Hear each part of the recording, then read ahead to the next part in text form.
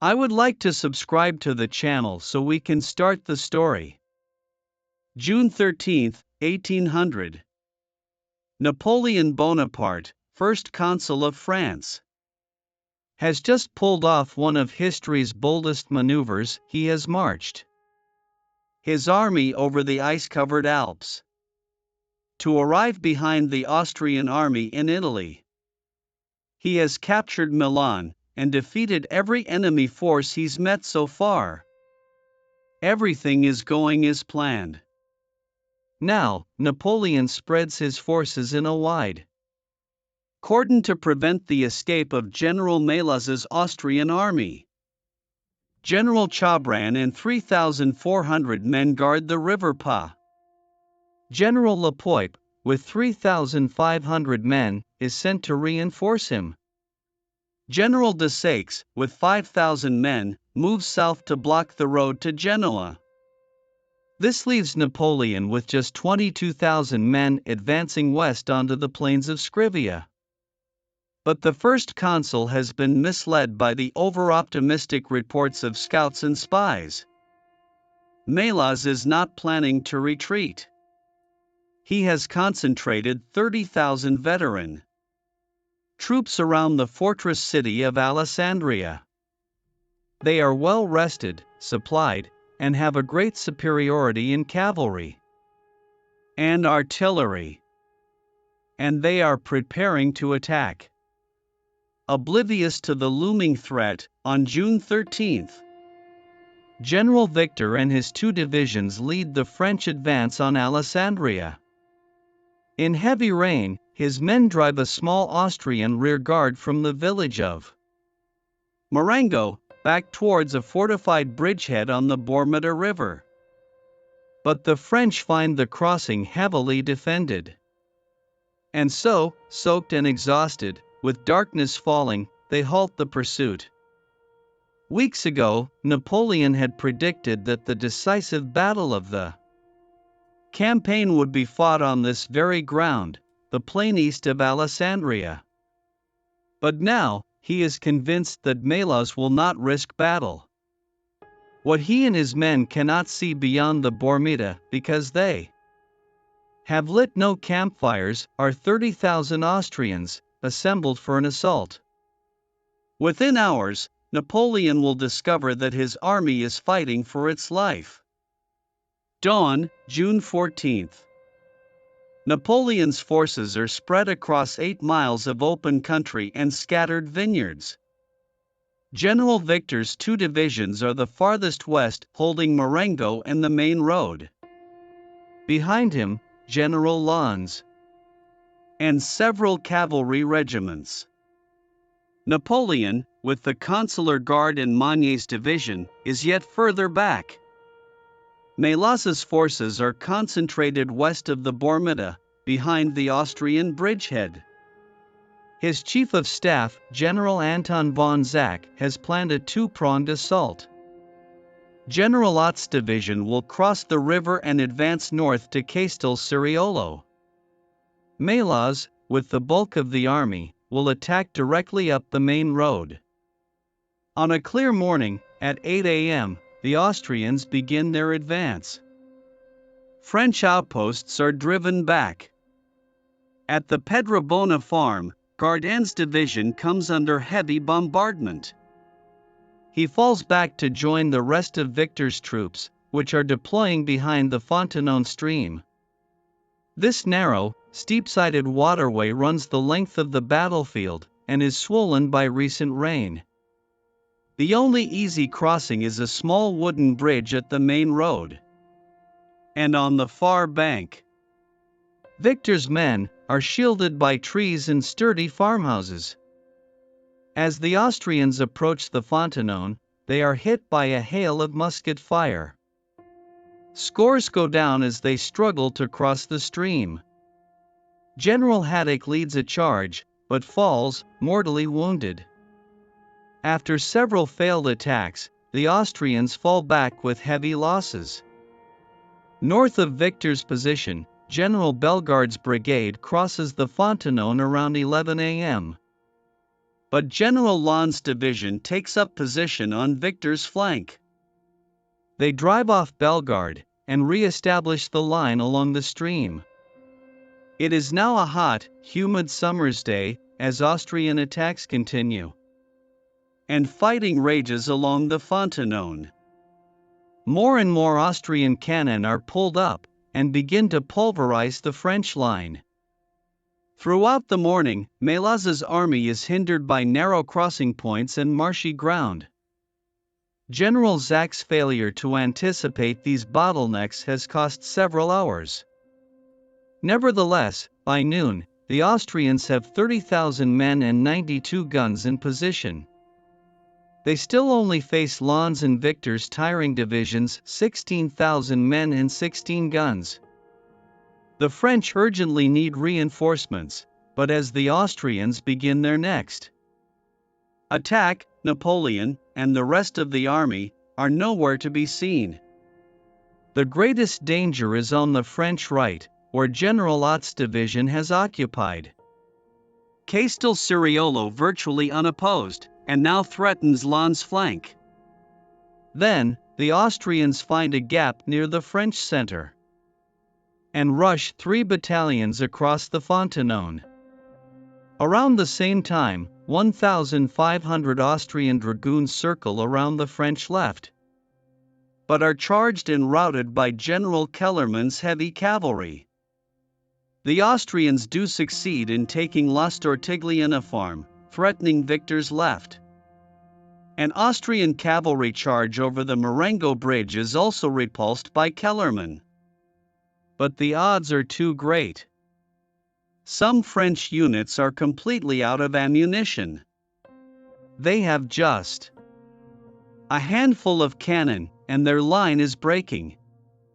Facing encirclement, Victor's divisions are the first to give way, losing 400 men captured in Marengo.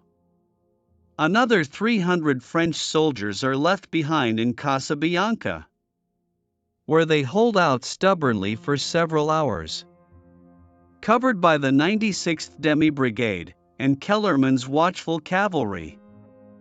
Victor's division retreats half a mile to Spinetta and its surrounding vineyards. The Austrians pour over the Fontenoy.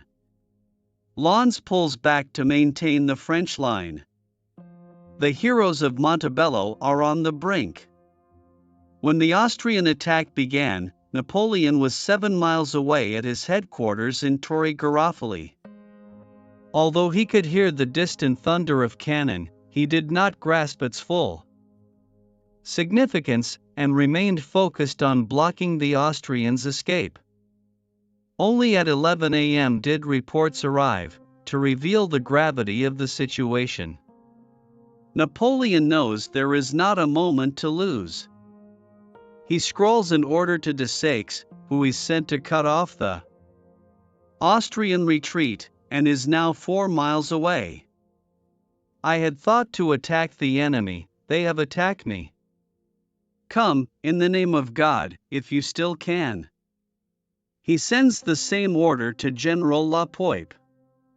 Then he races to the front with his only reserves, Magnier's division, and the Consular Guard. By 3 p.m., Lannes and Victor have retreated almost a mile. Austrian cavalry shadow their withdrawal, forcing the French to stay in close formation. Austrian guns send roundshot crashing through the packed ranks. Remarkably, the French battalions are still holding. When Napoleon arrives, he sees the main threat is on the right, where Ott is poised to turn the French flank. To counter this, he sends Magnier's division to Castel, forcing Ott to draw off troops. But that still leaves General Schellenberg's 4,000-strong division. So Napoleon commits his ultimate reserve, 900 men of the elite Consular Guard. Against the odds, the Guard repels enemy cavalry and holds its own in a close range firefight with Austrian infantry, buying time for the rest of the army to fall back. Napoleon describes them as his granite redoubt. the legend of the Guard is being born. But they are now isolated and about to be overwhelmed. When Austrian dragoons hit their exposed flank and rear, the redoubt crumbles. The Guard is forced to flee. Some surrender. Many are cut down. By the end of the day, the Guard has suffered more than 50% casualties. With the retreat of the Guard, Napoleon has no more cards left to play. The French army retreats steadily through the vineyards, battered by constant Austrian artillery fire.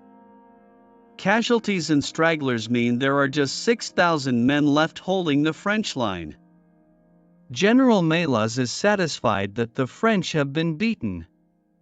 Having been injured in a fall from his horse, he now hands over command to his chief of staff, General Desaix.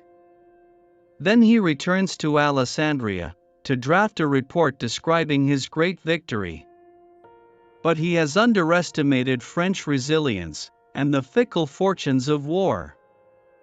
General Louis Desaix, just 31 years old, brave, brilliant and modest. Napoleon describes their friendship as one his heart has for no other. That morning, his orders were to lead Boudet's division, 5,000 strong, across the Scrivia River, to cut off the Austrian escape. But the recent rain had raised the water level and delayed his crossing. When Desaix heard the sound of battle to the north, he'd halted his men and sent a courier to get news. Napoleon's desperate order to return does not reach him until midday. Immediately, he about turns his division and marches to the sound of the guns. Desaix arrives on the eastern edge of the battlefield at 5 p.m. to find the French army in full retreat. Napoleon is at San Giuliano, 5 miles east of Marengo, where thousands of wounded soldiers are gathered. The mood is grim and despondent. But news of Desaix's arrival spreads like an electric shock. Here they are! Here they are, the troops exclaim. Napoleon is rejuvenated. We have gone back far enough today, he tells his troops. You know that my custom is always to sleep on the field of battle. The Austrian army is advancing on all fronts. But they are now scattered and disordered. And they have diverted forces north and south in an attempt to encircle the enemy. What's more, General Desaix has advanced to lead the pursuit, handing overall command to General Kame. Several other Austrian generals have been wounded. Chains of command have become dangerously muddled. Using Desaix's fresh troops, Napoleon now prepares a last-ditch counterattack. With all the supporting forces he can rally, General Marmont concentrates all the available guns, 18 of them, to blast the Austrians. Then, with the 9th Light Demi Brigade in the lead, the attack begins. The rapid fire of these experienced skirmishers staggers the Austrian advance. General Desaix orders up more artillery and sends forward his elite grenadiers. The 9th Light falls back. To the Austrians, it seems the French are retreating once more. Suddenly, they are blindsided by the rest of Desaix's fresh troops, emerging without warning through the vineyards. Desaix joins the 9th Light and leads them forward in a bayonet charge. At this moment, he is shot through the heart and killed instantly. Seeing their commander fall, the 9th Light cries vengeance and surges forward. General Kellerman thunders in with 400 heavy cavalry. They crash into the Austrian left flank.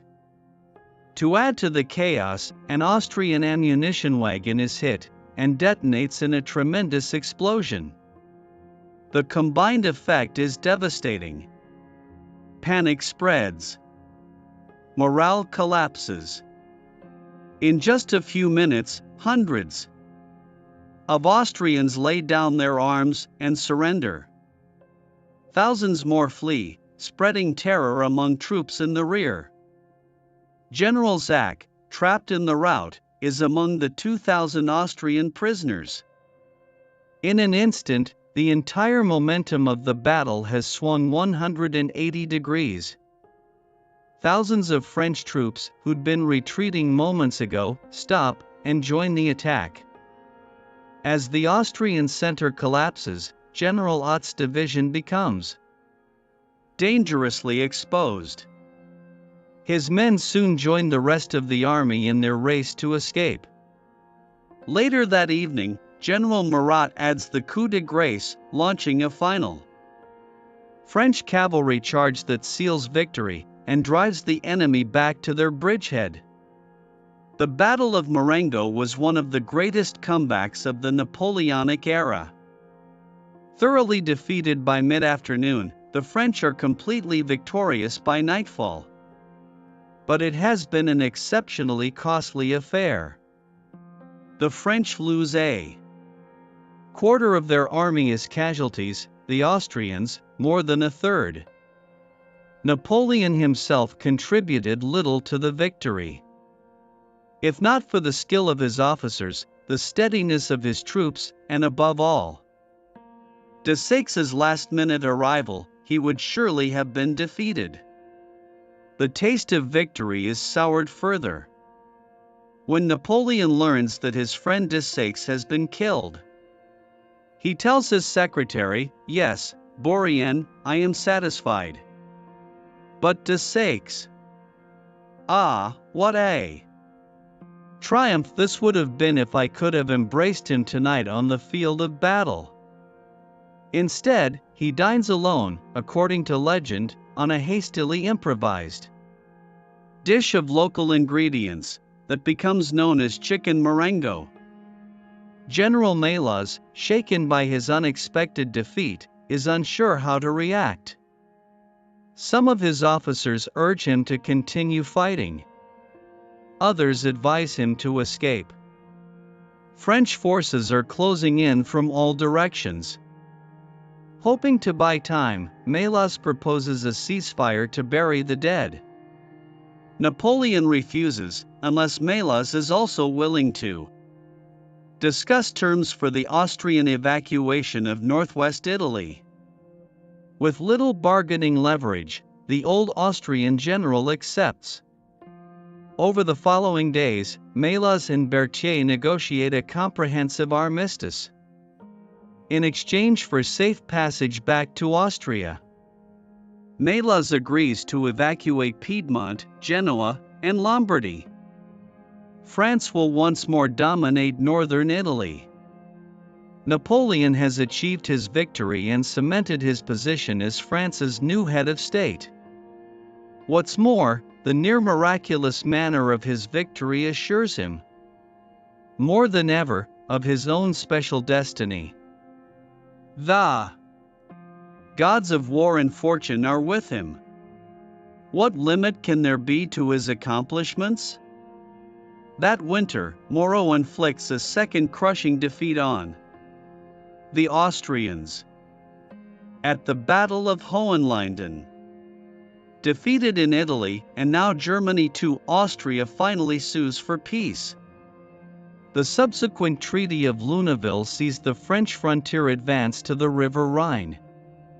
In Italy, French client republics are officially recognized by Austria. And the following year, France annexes Piedmont. France is now larger and stronger than at any time since the reign of Charlemagne. 1,000 years ago. She has just one remaining enemy, Great Britain. In 1801, British victories at Alexandria and Copenhagen drive home the fact that France cannot challenge Britain at sea, nor abroad. Britain has seen her continental allies defeated, and Russia is now actually threatening war. she has no prospect of building another coalition to challenge France on land. Both sides are exhausted by war. The result, after months of negotiation, peace. For the first time in Europe in 10 years. How long it will last, nobody is quite sure. Do you think you could replicate Napoleon's glory at Marengo? Perhaps your command could have won a more decisive French victory, or maybe saved the day for the Allies? Well, with Wargame Design Studios' Campaign Marengo, you have the chance to refight this famous battle and test your skills as a Napoleonic commander. Campaign Marengo is a hex-based wargame that puts you in charge of French or Austrian forces. Its unrivaled historical detail and comprehensive recreation of Napoleonic battle tactics creates a truly immersive and challenging experience. Take control of your infantry, cavalry, artillery, and other specialist units. Set their formations, maneuver them into position, and rout the enemy. In Campaign Marengo, you can play against the computer or take on other players. And the game doesn't just include Marengo, but also the battles leading up to it, as well as Napoleon's glorious 1796 campaign in northern Italy. 24 unique battlefields in total, and a plethora of different scenarios to explore, ensuring hours of varied gameplay. Head over to wargames.com/pages/epic-history to buy Campaign Marengo for just $29.97, that's 25% off for Epic History viewers. Just use the discount code provided on the landing page. Your purchase includes the full game, as well as detailed orders of battle, extensive documentation, and a scenario editor to build your own battles. And Campaign Marengo is not the only fantastic offering from Wargame Design Studio. Their huge catalog of strategy games includes more than a dozen Napoleonic campaigns, as well as a huge selection of other conflicts. From musket and pike battles right up to naval and aerial conflicts of the 20th century. Don't miss out on your chance to step into the first consul's shoes and step. The story has ended. I hope to subscribe to the channel. Goodbye, my friends.